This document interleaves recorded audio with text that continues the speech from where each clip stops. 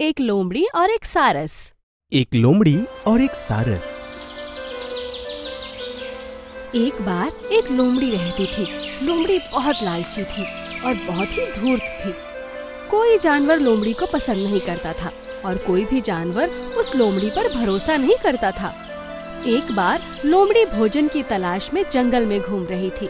उसे कोई भोजन नहीं मिला और वो किसी का शिकार भी नहीं कर सकी, क्योंकि लोमड़ी को देखकर सभी लोग तुरंत भाग जाते थे और कोई भी जानवर लोमड़ी से बात नहीं करना चाहता था। लोमड़ी बहुत भूखी थी। एक दिन उसने देखा कि एक बड़ा जानवर जमीन पर पड़ा है। जानवर मर चुका था। लोमड़ी आई और वो जानवर को खाने लगी। वो बहुत लालच से खा रही थी। लोमड़ी के गले में एक बड़ी सी हड्डी फंस गई। लोमड़ी कांपने लगी। मुझे क्या करना चाहिए? मुझे क्या करना चाहिए? लोमड़ी घबराने लगी और वो जंगल में भाग गई और उसने एक भालू से मदद मांगी। क्या आप कृपया मेरे गले से इस हड्डी को अपने हाथ से बाहर निकाल सकते हैं? नहीं लालची लोमड़ी, जाओ यहाँ से। तब लोमड़ी ने चील से पूछा, प्रिय चील, क्या आप मेरी मदद कर सकते हैं? क्या आप मेरे गले से हड्डी निकाल देंगे? नहीं, तुम धूर्त और लालची हो लोमड़ी, जाओ यहाँ से। लोमड़ी हताश हो गई। अचानक उसे एक सारस दिखाई दिया। प्रिय सारस, तुम्हारी इतनी लंबी गर्दन और एक सुंदर लंबी चोंच है। क्या तुम हड्डी निकालने में मेरी मदद करोगे? और मैं तुम्हारे उपकार के लिए वापस भुगतान करने को तैयार हूँ। ठीक है। और सारस ने अपनी लंबी चोंच लोमड़ी के गले में डालकर हड्डी निकाल दी। अब एहसान वापस करने का समय आ गया है। मैं कोई एहसान वापस नहीं कर रहा, मैंने तुमसे झूठ बोला था। सारस को बहुत गुस्सा आया। अगली बार कोई तुम्हारी मदद नहीं करेगा। कुछ हफ्तों के बाद लोमड़ी फिर ऐसी ही सिचुएशन में फंस गई। हड्डी उसके गले में दोबारा फंस गई और वो फिर से सारस के पास गई। सारस, प्लीज मेरी हेल्प करो, प्लीज प्लीज। इस बार मैं एहसान जरूर वापस करूंगा। मैं मुसीबत में हूँ, प्लीज हेल्प मी। लेकिन इस बार सारस ने लोमड़ी पर भरोसा नहीं किया। उसने उसकी मदद नहीं की, इसलिए लोमड़ी मर गई। शिक्षा: हमें अपना वादा जरूर निभाना चाहिए और कभी भी स्वार्थी और लालची नहीं बनना चाहिए। बाघ और खरगोश। बाघ और खरगोश। एक बार की बात है, जंगल में एक छोटा सा खरगोश रहता था। खरगोश जंगल के सबसे छोटे जानवरों में से एक था और वो किसी भी जानवर से बहुत डरता था। वो तेज हवा से भी डरता था, इसलिए ज्यादातर समय वो अपने छेद में ही रहता था। जब भी कोई जानवर छेद के पास पहुंचता तो खरगोश कांपने लगता। वो खाना भी तब खाता था जब उसके पास कोई न होता। जंगल के सभी जानवर बेचारे खरगोश और उसके डर पर हंसते थे। देखो, वो फिर से कांप रहा है। खरगोश, ओ डरपोक, आओ इधर, आओ आओ।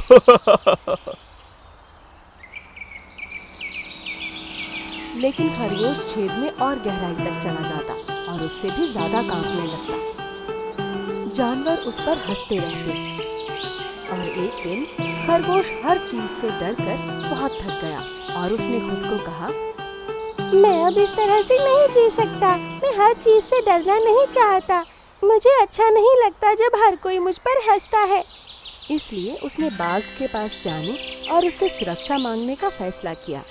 वो जंगल के सबसे मजबूत जानवरों में से किसी एक से दोस्ती करना चाहता था। तो एक दिन वो बाघ के पास गया। जंगल का हर जानवर उसका पीछा कर रहा था। वो सभी बहुत हैरान थे, क्योंकि वो सभी बाघ से डरते थे और वो उम्मीद नहीं कर सकते थे कि ये खरगोश बाघ के पास जाने की हिम्मत करेगा। रात के खाने के बाद बाघ सो रहा था। खरगोश ने उसके पास जाकर कहा, हेलो बाघ।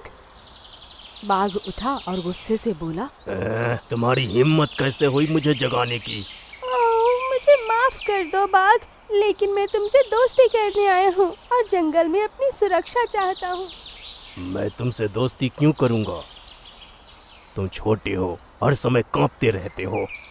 मैं मजबूत जानवर हूँ। हाँ? लेकिन एक दिन मैं तुम्हारे बहुत काम आऊंगा। मुझे ऐसा नहीं लगता।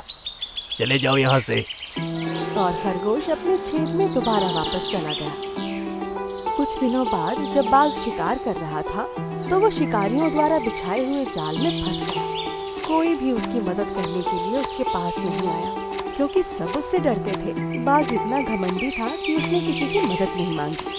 लेकिन जब उस छोटे से खरगोश ने जाल में बाघ को देखा तो वो बाघ की पीठ पर चढ़ गया और अपने मजबूत दांतों से जाल को कुतरने लगा। जल्दी ही उसने बाघ को छुड़ा दिया। ओह, धन्यवाद छोटा खरगोश। मुझसे गलती हुई जब मैंने सोचा कि तुम मेरे किसी काम के नहीं हो। अब हम दोस्त हो सकते हैं और मैं जंगल में सभी से आपकी रक्षा करूंगा। अब आपको इतना डरने की जरूरत नहीं है, समझे? सभी जानवर ये देख रहे थे और ताली बजा रहे थे। खरगोश बहुत खुश था और उस समय से बाघ और खरगोश बहुत अच्छे दोस्त बन गए और खरगोश ने हर चीज से डरना बंद कर दिया। शिक्षा।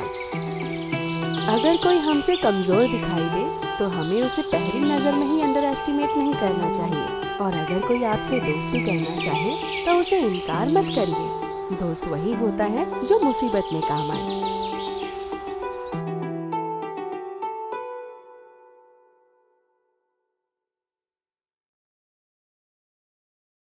घर की याद। घर की याद। एक बार एक लड़के अपनी माँ के साथ रहते थे। वे शहर से बहुत दूर एक खेत में बहुत दुर्गम स्थान पे रहते थे। लड़की का नाम मैरी था और वो खेत में रहना पसंद करती थी। मैरी हर दिन हरे भरे खेतों में टहलती थी और खूबसूरत नजारों का आनंद लेती थी। ये दिन कितना प्यारा है और कितना अद्भुत है। और मैरी खूब नाचती और हंसती थी। एक बार उसकी मुलाकात एक चरवाहे लड़के से हुई जो प्रतिदिन भेड़ों के साथ आता था। हाय, मेरा नाम जॉन है। हेलो, मेरा नाम मैरी है। मुझे तुम्हारी भेड़ें पसंद हैं। सभी भेड़ें अलग हैं। मैं आपको सबकी कहानी सुनाऊंगा। और जॉन मैरी को हर भेड़ के बारे में बताता कि वो कैसा व्यवहार करती है। और उसने बताया कि एक बार वो भेड़िए से कैसे मिला और भेड़िया कैसे भागा। मैरी उत्सुकता से सुनती थी। जॉन और मैरी लुका छिपी भी खेलते और बात करते थे और एक दूसरे की कंपनी का आनंद लेते थे। वे वास्तव में बहुत अच्छे दोस्त बन गए। लेकिन एक दिन मैरी की माँ ने उससे कहा कि उन्हें शहर जाने के लिए खेत छोड़ना पड़ेगा। लेकिन हमें शहर में क्यों जाना है? शहर में तुम्हें अच्छी जिंदगी मिलेगी। शहर में बहुत सारी अपॉर्चुनिटीज हैं। वहाँ पर तुम एक बेहतर स्कूल में जा सकती हो और मुझे बेहतर नौकरी मिल सकती है। लेकिन मैं शहर नहीं जाना चाहती। मुझे यहाँ का जीवन बहुत पसंद है। इसके अलावा मेरा यहाँ बहुत अच्छा दोस्त है, जॉन। मैं जानती हूँ, लेकिन मुझे यकीन है कि तुम्हें शहर में भी नए दोस्त मिल जाएंगे। बस तैयार हो जाओ, कल हमें जाना है। पर हम सुबह जा रहे हैं। मैरी पूरी रात रोती रही, लेकिन उसके पास और कोई उपाय नहीं था। सुबह सुबह वो जॉन को अलविदा कहने के लिए जल्दी से चारागाह की ओर दौड़ी और फिर वो और उसकी माँ शहर के लिए रवाना हो गए। जब वो शहर पहुंचे तो वहाँ बहुत शोर था। मैरी को वहाँ ये सब पसंद नहीं आया। भीड़ भी बहुत थी। मुझे यहाँ अच्छा नहीं लगता। ओह मेरी प्यारी बेटी, धीरे धीरे तुम्हें इन सब की आदत हो जाएगी। वे एक बहुत छोटे से अपार्टमेंट में चले गए जो मैरी को भी पसंद नहीं था। उसकी माँ हर दिन काम पर जाती थी और मैरी अपार्टमेंट में अकेली रह जाती। वो टीवी पर कार्टून देखती, लेकिन वे उसे उबाऊ लगते। वो प्रकृति को देखना, खेतों में दौड़ना और जॉन के साथ भेड़ों के बारे में बात करना चाहती थी।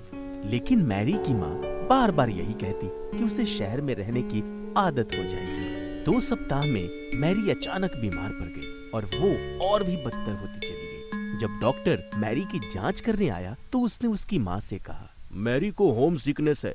उसे ठीक होने के लिए वापस वहीं जाना होगा जहाँ वो पहले रहती थी। मैरी की माँ को बहुत चिंता थी। उसे शहर में रहना भी पसंद नहीं था। उसने सोचा कि शायद मैरी के लिए शहर में रहना बेहतर होगा। लेकिन जल्दी ही उसने महसूस किया कि मैरी वास्तव में उस जगह से बहुत प्यार करती थी जहाँ वे पहले रहते थे और वहाँ बेहतर महसूस करते थे। इसलिए वे वापस उसी जगह आ गए। मैरी बहुत खुश थी क्योंकि वो अपने दोस्त जॉन से एक बार फिर से मिल गई। शिक्षा, किसी की भावनाओं पर भरोसा करना और जहां आपका मन लगे, जहां आप अच्छा महसूस करें, वहां रहना बेहतर होता है।